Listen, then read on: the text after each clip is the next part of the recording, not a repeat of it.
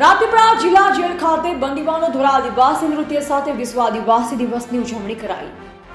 સંયુક્ત રાષ્ટ્ર સંઘ દ્વારા ઘોષિત વિશ્વ આદિવાસી દિવસ નિમિત્તે રાજપીપળા જિલ્લા જેલ ખાતે જેલ અધિક્ષક શ્રી એમ.એન. જાડેજાની ઉપસ્થિતિમાં બંદીવાનો માટે વિશેષ કાર્યક્રમનું આયોજન કરવામાં આવ્યું હતું. આ કાર્યક્રમ દરમિયાન જેલના બંદીવાનોએ આદિવાસી સંસ્કૃતિને જીવંત રાખવા ઉત્સાહ અને હર્ષોલ્લાસથી પરંપરાગત આદિવાસી ટીમલી નૃત્ય પ્રસ્તુત કર્યું હતું.